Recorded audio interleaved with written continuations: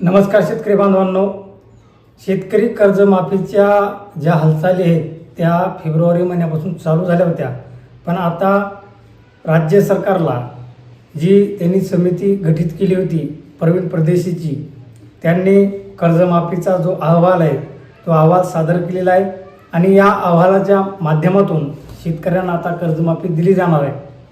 आता या मागच्या 2-3 मंत्रिमंडळ बैठकी झाल्या, त्याच्यामध्ये निर्णय घेण्यात आलेला नाही, पण इथून पुढे होणाऱ्या मंत्रिमंडळ बैठकीमध्ये शेतकऱ्यांच्या कर्जमाफीचा निर्णय हा घेतला जाऊ शकतो आणि ते सर्व काही प्रवीण परदेशी यांनी दिलेल्या सरकारला दिलेल्या माहितीनुसारच होऊ शकतो. आता ह्याच्यामध्ये त्यांनी 54 रकान्यामध्ये माहिती मागवली होती आणि त्या 54 रकान्यामध्ये त्यांनी कोणती माहिती मागवली होती आणि याच माहितीच्या आधारे तुमची कर्जमाफी होणार की नाही हे तुम्ही या व्हिडिओच्या माध्यमातून समजून घेऊ शकता. त्यामुळं हा व्हिडिओ शेवटपर्यंत नक्कीच बघा आणि मित्रांनो, माहिती व्यवस्थितरित्या समजून घ्या. संपूर्ण माहिती मी तुम्हाला तुमच्या समजेल अशा सोप्या भाषेत सांगणार आहे. प्रवीण परदेशी यांनी जो फेब्रुवारी महिन्यापासून माहिती गोळा केलेली आहे, म्हणजे 1 एप्रिल 2022 ते 30 सप्टेंबर 2025 पर्यंत ज्या शेतकऱ्यांची कर्जमाफी करण्यात येणार किंवा प्रोत्साहन अनुदान देण्यात येणार, या सर्वांचा डाटा, या सर्वांची माहिती आता राज्य सरकारकडे त्यांनी तो अहवाल सादर केलेला आहे. तो अहवाल कसा आहे, त्याच्यामध्ये कोणते 54 रकाने होते आणि त्या 54 रकान्यामध्ये काय माहिती होती ते आपण या व्हिडिओच्या माध्यमातून जाणून घेणार आहोत. आता तुम्हाला मी दाखवतोय स्क्रीनवरती ती संपूर्ण माहिती. तर मित्रांनो, जी सरकारला कर्जमाफीची माहिती सादर केलेली आहे, जो अहवाल सादर केलेला आहे तो अहवाल आपण आता या स्क्रीनच्या माध्यमातून बघू शकता. कर्जमाफीची माहिती सरकारला सादर. कोणते शेतकरी कर्जमाफीसाठी पात्र असणार, 54 रकान्यात मागवली होती माहिती. आता मागवलेली माहिती इथे खालीलप्रमाणे बघा.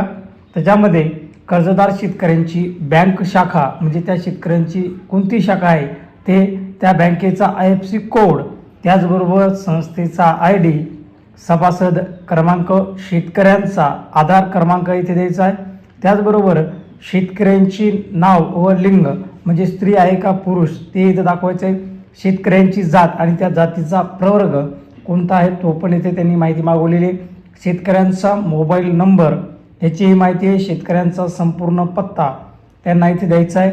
त्याचबरोबर त्या शेतकऱ्यांचा जिल्हा, तालुका, गाव, त्याचबरोबर शेतकऱ्यांचा पिनकोड सुद्धा इथे त्या 54 रकान्याच्या माहितीमध्ये त्यांनी मागवलेला आहे.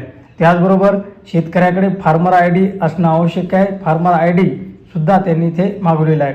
जमिनीचं रेकॉर्ड, म्हणजेच जमिनीचा 7/12 नमुना नंबर 8 जो काय असेल तो 8 त्यांना तिथे जमिनीच्या रेकॉर्डमध्ये या शेतकऱ्यांच्या माहितीमध्ये भरायचा आहे, जो 54 रकान्यामध्ये माहिती आहे.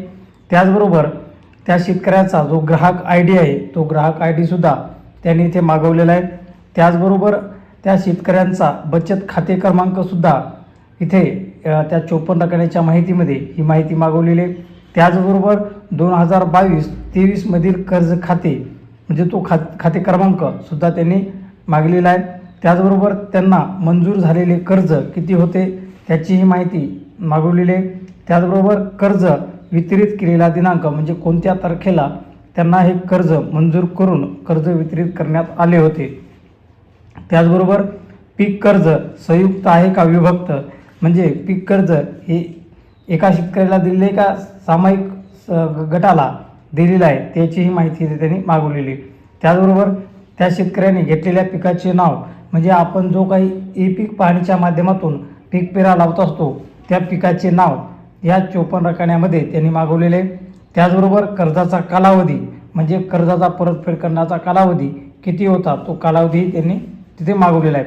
त्याचबरोबर परतफेडीची मुदत किती होती तीही त्यांनी इथे मागवलेली. त्याचबरोबर परत केलेली मुद्दल रक्कम, म्हणजे ज्या शेतकऱ्यांना प्रोत्साहनपर अनुदानामध्ये लाभ मिळणार आहे त्या शेतकऱ्यांची परत केलेली मुद्दल रक्कम आणि परतफेडीची मुदत, त्या मुदतीमध्ये त्यांनी परतफेड केली का ही माहिती त्यांनी इथे मागवली आहे. त्याचबरोबर व्याजासहित थकबाकी रक्कम, म्हणजे ज्या शेतकऱ्यांची नावं कर्जमाफीमध्ये बसणार आहेत त्या शेतकऱ्यांची व्याजासहित थकबाकी रक्कम त्यांनी इथे मागवलेली आहे.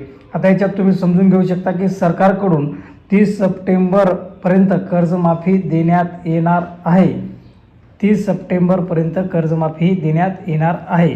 शेतकऱ्यांनी आपली माहिती संबंधित बँक किंवा संस्थाकडे वेळेस जमा केलेली असावी. ही सर्व माहिती 54 रकान्यामध्ये त्यांनी मागवलेली 30 सप्टेंबर 2025 पर्यंत थकबाकीदार असलेल्या शेतकऱ्यांची माहिती ही त्यांनी मागवलेली.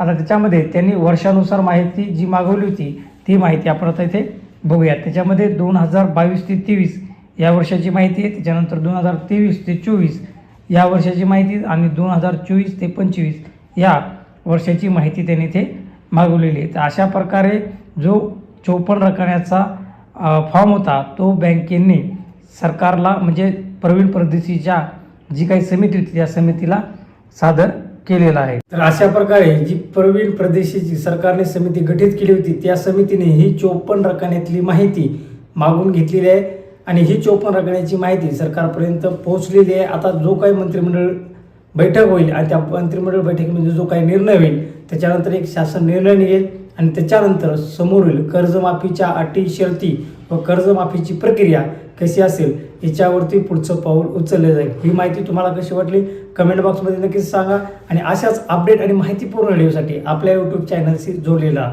भेटूयात मित्रांनो पुढील व्हिडिओमध्ये. तोपर्यंत थांबतो. जय जवान जय किसान.